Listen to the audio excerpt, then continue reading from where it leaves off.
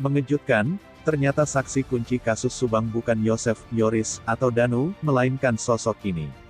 Namun sebelum lanjut mohon subscribe channel ini dulu, agar kalian tidak ketinggalan informasi setiap hari. Bagi kalian yang sudah subscribe, semoga banyak rezekinya dan sehat selalu. Kalau sudah subscribe mari kita lanjut. Saat Polda Jabar merilis sketsa terduga kasus Subang pada Rabu tanggal 29 Desember tahun 2021, banyak kalangan yang menilai sebuah langkah maju dari upaya pengungkapan kasus pembunuh ibu dan anak di Subang tersebut. Namun bagi sejumlah pakar hukum, sketsa terduga kasus Subang yang dirilis Polda memuat kenyataan lain dalam perkembangan pengungkapan kasus yang telah berlangsung 5 bulan. Pendapat pakar hukum menyiratkan bahwa saksi kunci atau terduga pelaku kasus Subang bukanlah Yoris, Yosef, atau Danu, yang selama ini menjadi perbincangan dan subjek konflik yang meramaikan kasus tersebut.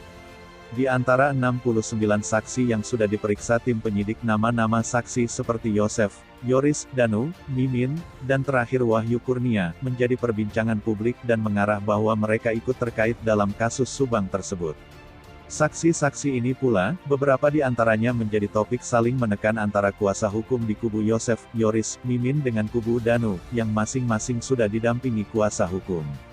Sayangnya, Wahyu yang dalam hari-hari terakhir menjadi fokus perhatian karena sosok ini hampir tidak pernah muncul di media, bahkan sosok ini pernah diusukan sebagai saksi yang tidak pulang setelah diperiksa Polres Subang.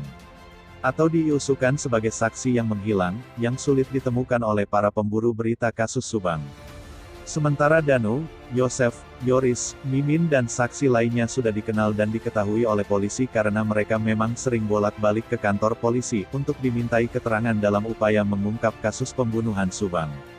Sketsa yang dibuat polisi itu awalnya karena memang tersangkanya tidak diketahui atau tidak dikenal, karena tidak diketahui itulah maka penyidik meminta keterangan dari saksi-saksi.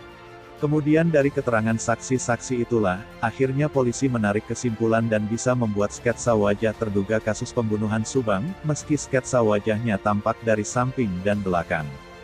Dengan demikian karena polisi tidak mengenal atau mengetahui pelaku, maka dengan dirilisnya sketsa wajah terduga pelaku kasus pembunuh ibu dan anak di Subang yang kemudian disebar penyidik Polda Jabar, mengisyaratkan bahwa pelakunya bukan Danu, Yosef, Mimin dan Yoris serta saksi lainnya. Sketsa wajah yang disebar oleh polisi itu sekaligus menandakan bahwa pelakunya adalah orang yang tidak dikenal atau tidak diketahui.